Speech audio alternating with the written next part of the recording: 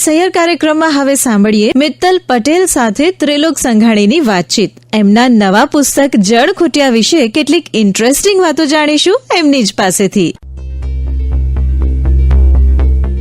મિત્રો નમસ્કાર. મિત્રો આપનું સ્વાગત, અને ફરી એકવાર આપણે સ્વાગત કરીએ મિત્તલ પટેલનું. મિત્તલ, આપને નમસ્કાર. નમસ્તે. મિત્રો, આપણે મિત્તલ પટેલ જોડે ઘણી બધી વાતો કરી છે. એમના પુસ્તકની વાતો કરી છે, એમના સંઘર્ષની વાતો કરી છે, એમણે જે કાર્ય કર્યું છે એની પણ વાતો કરી છે. પણ આજે ફરી એકવાર એમના એક નવા પુસ્તકની વાતો કરવી છે. મિત્તલ, તમારું જે નવું પુસ્તકનું જે ટાઇટલ આપણે જેને કહીએ એ પણ થોડું આપણને આંચકાજનક લાગે એવું ટાઇટલ, જળ ખૂટ્યા. તો આવું કેમ ટાઇટલ, અને આ પુસ્તક શેના વિશે છે? જળ ખૂટ્યા એટલે ઓફકોર્સ જળ વિશે જ આખું પુસ્તક છે. અને આંચકાજનક ટાઇટલ એટલા માટે છે કે આપણે વારંવાર સાંભળીએ છીએ કે ત્રીજું વિશ્વયુદ્ધ એ પાણીને લઈને થશે, અને એ પરિસ્થિતિ આપણે સિટીમાં બેઠા છીએ અને અમદાવાદમાં આપણને પાણી મળી રહે છે, પણ સૌરાષ્ટ્રના કેટલાય વિસ્તારોમાં તમે જાઓ સિટીમાં, ત્યાં આપણને મબલક જે કહી શકાય પાણી આપણને નથી મળતું. આજે એવા કેટલાય વિસ્તારો છે જ્યાં ટેન્કરથી પાણી પહોંચે છે, કેટલા એવા ગામડાઓ છે કે જ્યાં 2 થી 3 દિવસે એક વખત પાણી આવે છે, ને બી મર્યાદિત અડધો કલાક કે કલાક માટે. અને આ પરિસ્થિતિ ઉપર પહોંચ્યા કેમ કે આપણા તળમાં પાણી ખૂટી ગયા છે. એ વાત છે પુસ્તકની અંદર જળ ખૂટ્યાની. અને આંચકો ને એની સાથે સાથે મને એમ લાગે કે આપણે ડઘાઈ જવા જોઈએ, ચિંતા આપણને થવી જ જોઈએ એવી રીતે, અને વિચાર કરતા થવા જોઈએ, અને કાર્ય કરતા થવા જોઈએ. આમાં પુસ્તક લખવાનો વિચાર અમે 2014-15 થી પાણીનું કામ શરૂ કર્યું, ખાસ તો ઉત્તર ગુજરાતમાં. અને ઉત્તર ગુજરાતમાં તમે જોશો તો પાણીનું એટલે વોટર ટેબલ જે છે, એટલે આજથી 30-35 વર્ષ પહેલા લોકો એવું કે અમારે ત્યાં અમે ડોલથી પાણી કુવામાંથી ભરતા હતા, ઉપર જ. અને એવી રીતે અમુક ગામો તો એવા પણ મળ્યા મને કે જે એમણે એવું કહ્યું કે બેન, પાણી એટલું બધું ચોમાસામાં ઓવરફ્લો થતું હતું ને તો અમારે ઉપર માટી નાખવી પડે, અમે ચાલી ન શકીએ એના જેવું, એટલે જમીને પાણી બહાર આવે એવી પરિસ્થિતિ હતી. એની જગ્યાએ આજે 1000, 1200, 800 ફૂટ અને અમુક ગામો ઉત્તર ગુજરાતમાં એવા મળ્યા કે જ્યાં પાણી સદંતરપણે ખાલી. ઉત્તર ગુજરાતના 47 માંથી 34 તાલુકાઓમાં પાણી ભૂગર્ભ જળ ડેન્જર સ્થિતિએ છે. સરકારે ડિક્લેર કર્યું, નેશનલ વોટર બોર્ડે, કે એક લોટો પાણી તમે ત્યાંથી કાઢી ન શકો. આ જે સ્થિતિ જોઈ એ પછી અમે જળસંચયના કાર્યો ત્યાં શરૂ કર્યા. અને કાર્યો શરૂ કર્યા એટલે મને લોકોની માનસિકતા જે મેં જોઈ કે કેમ આ 5 ફૂટે મળતું હતું એ આપણે 1000 ફૂટે કેવી રીતે પહોંચાડ્યું, અને એમાં માણસો તરીકે આપણે શું ભૂલો કરી છે એ ભૂલોની વાત છે. આપણા વડવાઓ જેમણે આપણને પાણીના તળ સાબદા આપ્યા હતા, એટલે સાબદા એટલે એકદમ મજાના, ને આજથી 35-40 વર્ષ પહેલા આપણી પાસે બહુ જ પાણી હતું એમ, તો એમણે એવું શું કર્યું હતું, કઈ પદ્ધતિઓ હતી, અને સરકાર નહોતી, વ્યવસ્થાઓ નહોતી, તેમ છતાં એમણે પોતાના ગામમાં પાણી કેવી રીતે લાવ્યા. એ બધી વાતો ચેતવણીઓ છે આંકડા રૂપ, કે કેટલું પાણી હતું ને કેટલું ઉલેચી કાઢ્યું છે. અને કેટલાક મહારાષ્ટ્ર, મધ્યપ્રદેશમાં મેં પાણીને લઈને જે જોયું છે, ત્યાંના લોકોને સમૂહમાં કાર્ય કરતા, નેધરલેન્ડમાં જે મેં પાણીની પરિસ્થિતિ જોઈ છે, બધાની વાત અંદર મૂકવા માટે કોશિશ કરી છે પુસ્તકમાં. હવે મિત્તલ, તમારા જવાબમાંથી કેટલાક સવાલો થાય તો આપણે કઈ ભૂલો કરી કે જે આપણે પહેલા ભૂલો નહોતા કરતા, અને આપણે એવી કઈ ભૂલો કરી કે આપણે આ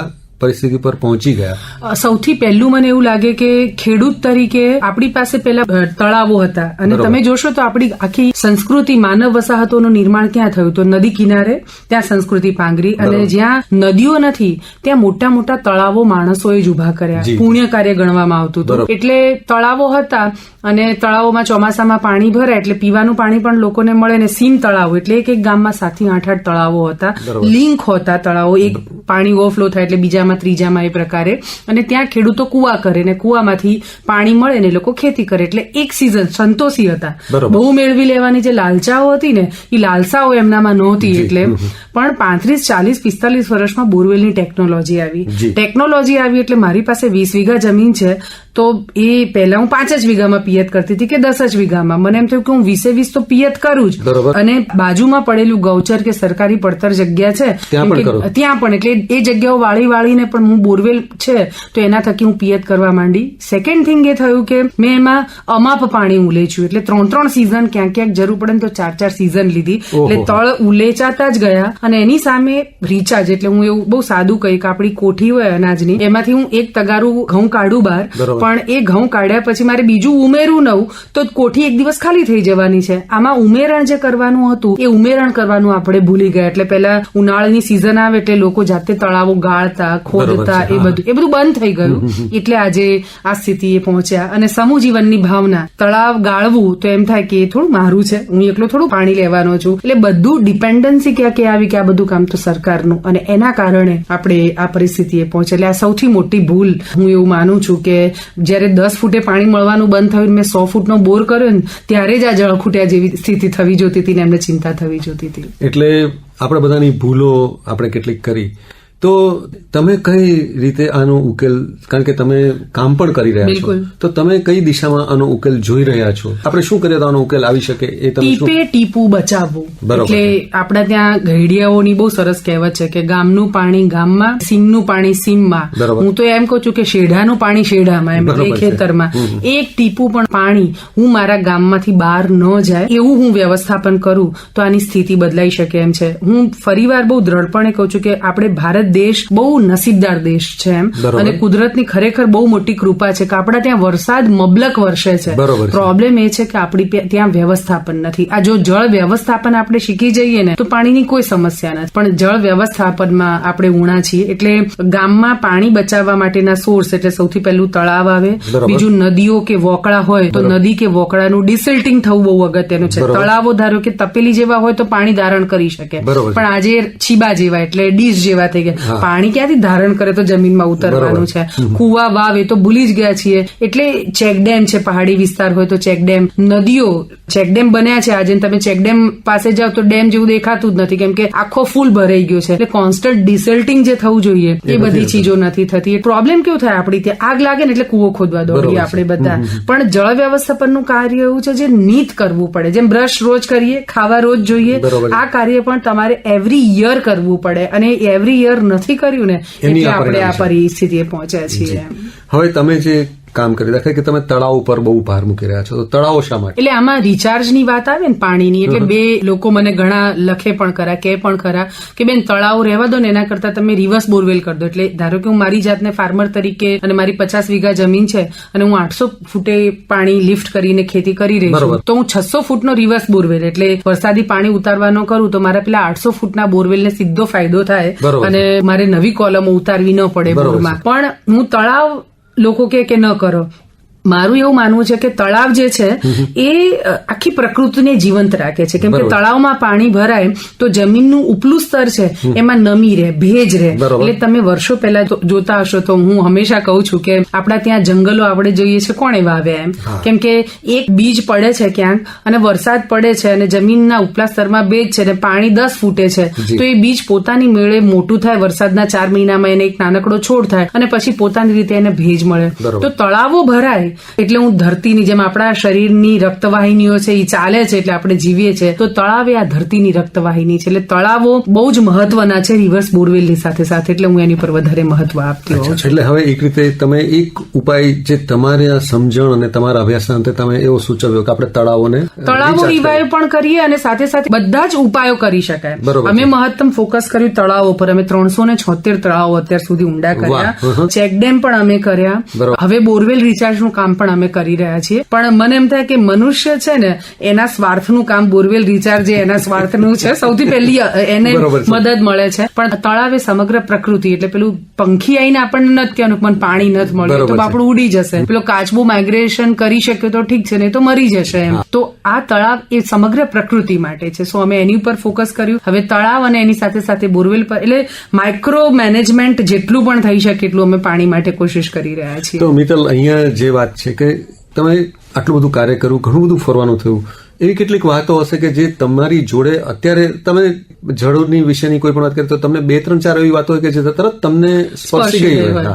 મને મધ્યપ્રદેશનો દેવાસ જિલ્લો અને અત્યારે આપણા ઉત્તર ગુજરાતમાં જે પરિસ્થિતિ થઈ છે ને એવી જ પાણીદાર આખો જિલ્લો અને પાણી અમાપુલે છે ત્યાંના ખેડૂતો. એટલે એવી પરિસ્થિતિ થઈ ગઈ કે બંજર આખી જમીન થઈ ગઈ અને ખેડૂતો ત્યાંના કલેક્ટર પાસે જાય તો બધા પાણી માટે જ બૂમો પાડે, સાહેબ પાણી નથી, પાણી નથી. પણ કલેક્ટર બહુ સારા હતા. એને ગામડાઓમાં ગયા, ખેડૂતો સાથે મીટિંગ કરીને એને ઉકેલ લાગ્યો કે ખેડૂતો પોતાના ખેતરમાં ખેત તલાવડીઓ અને ગામમાં તળાવો જો બનાવે તો વરસાદ તો વરસે છે, એ જો આમાં સ્ટોર થઈ જાય તો એમાંથી એ લોકો ખેતી કરી શકે. કેમ કે બોરવેલ હવે ઉકેલ નથી એમ, અને ત્યાં બી ફેલ બોરવેલની સંખ્યા બહુ જ મોટી. અમને જાણીને નવાઈ લાગશે, બનાસકાંઠાના દિયોદર અને કાંકરેજ તાલુકામાં 7,000 બોરવેલ બંધ હાલતમાં પડ્યા છે. એટલે તમે વિચારો કે કેટલી માત્રામાં ઉલેચ્યું. સેમ પરિસ્થિતિ ત્યાં થઈ, પણ આ લોકોએ ભેગા મળીને બેંકમાંથી લોન લઈને પોતાના ખેતરમાંથી અડધો વીઘો કાઢીને એમાં તલાવડીઓ બનાવી અને સળંગ 7, 8, 10 વર્ષ કામ કર્યું, અને પછી એ વિસ્તારના લોકોએ બોરવેલની સ્મશાન યાત્રા કાઢી.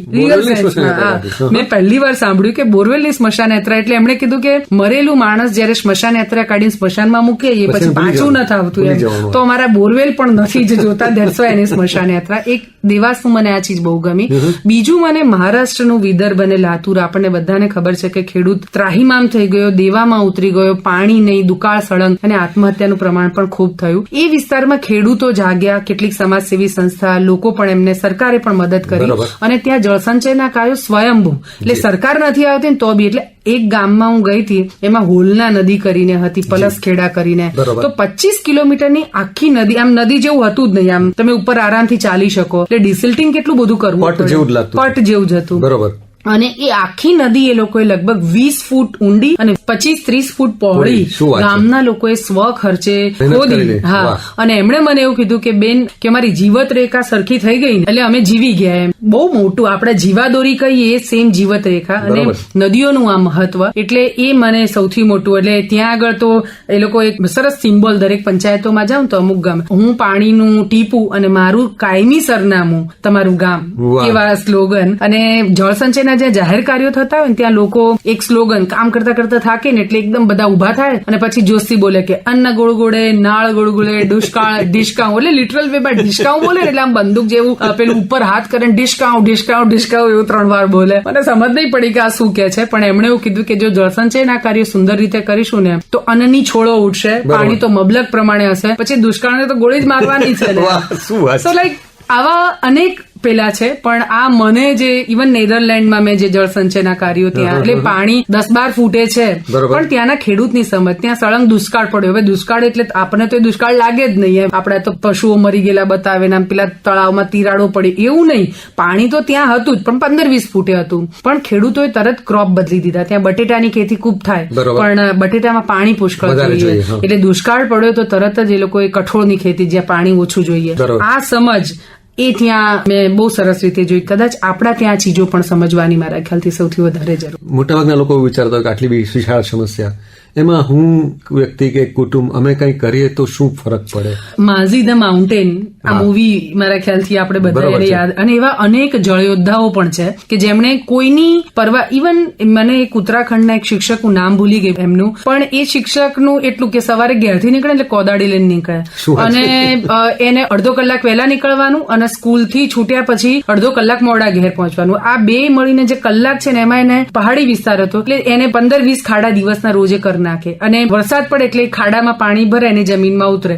મારા ખ્યાલથી આ કોન્ટ્રીબ્યુશન બી બહુ મોટું છે. શું કરી શકું, એકલાનું આ કામ નથી એવું માનવું ને એ મારા ખ્યાલથી બહુ ખોટું છે.